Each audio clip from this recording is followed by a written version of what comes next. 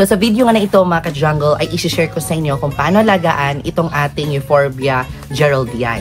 So ito pong type ng Euphorbia, wala po silang mga tinik. So thornless po itong halaman na ito. It's a type of flowering plants and as you can see, nagfa-flower na po siya this season. And napakaganda po ng flower niya. Ayan. This is a traditional plant. And according to my research, yung ibang mga variety ng mga Euphorbia ay nakakain po. Like for example, yung ating katas-katas o yung ginagamot doon sa mga may dengue. Yun.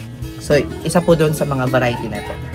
For today, I'm going to share with you the care tips, which is the sunlight requirements, the soil requirements, fertilizer, and also how to propagate these plants. Kasi nandito, meron akong pre-prepare. I will repot this and I will propagate it. I-repot natin tapos magkakat tayo kung paano siya itanim. So dito muna tayo sa kanyang sunlight requirement. Dapat silang nasa sunlight talaga. Like for example, you can put this plant in an outdoor area. Like pwedeng-pwede siya sa landscaping and also in gardening.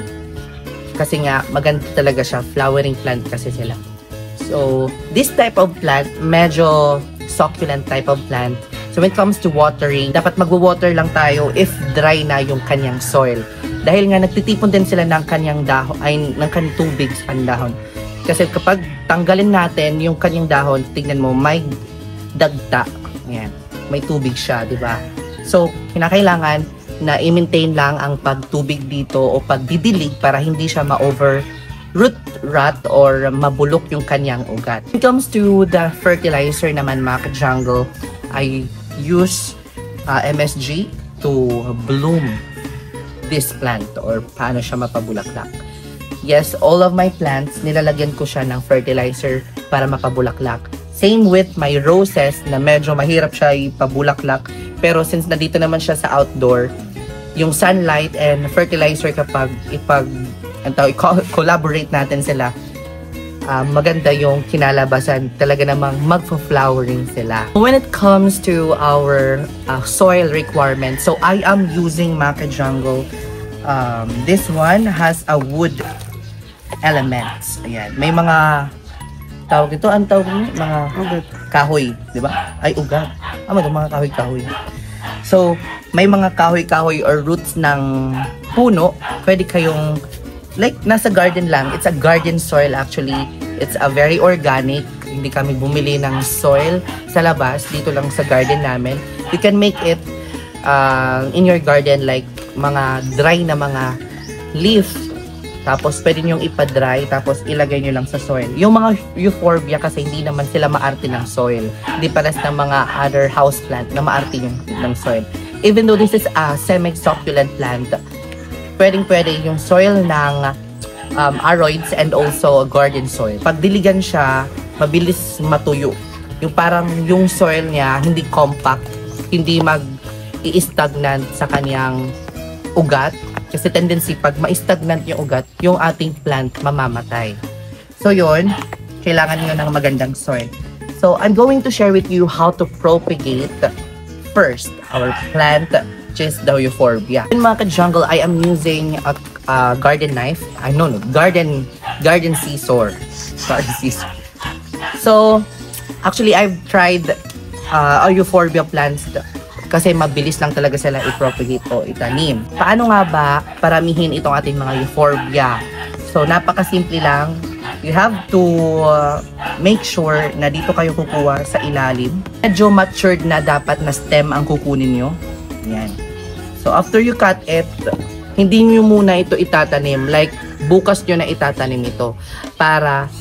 Kasi yung ganitong halaman, like for example, yung mga kalachuchi, yung mga ganito na parang may dagta, pinapalabas mo na yung dagta. Kasi once itanim mo siya agad, parang mababasa, bubulok yung kanyang stem. Hindi siya tutubo. So, dapat i-stay muna siya sa isang tabi or baka bukas mo na siya itatanim.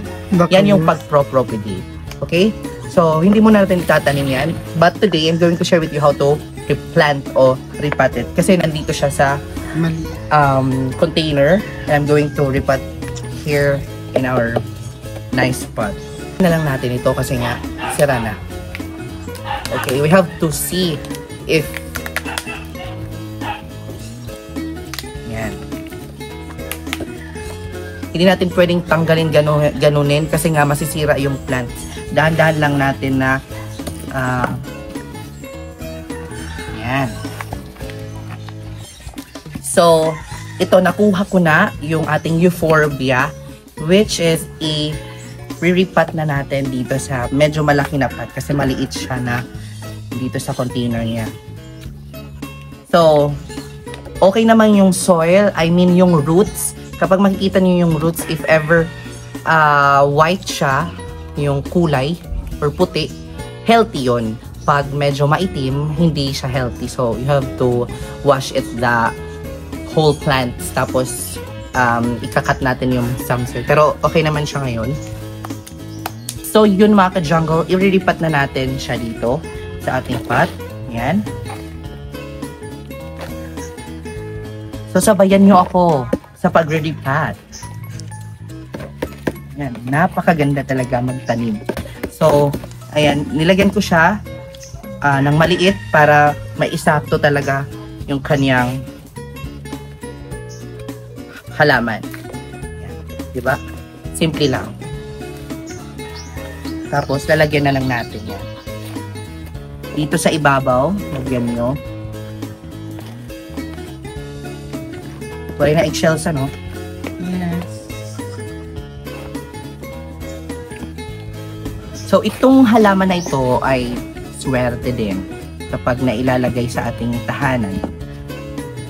Dahil nga, hindi siya matinik. Wala siyang tinik na mga euphorbia. Di ba yung mga ganitong halaman, may mga tinik yung pink one, yung mga malalaki na mga euphorbia, may mga tinik. Pero ito, nakita ko siya, walang tinik. Kaya naman, I grab it.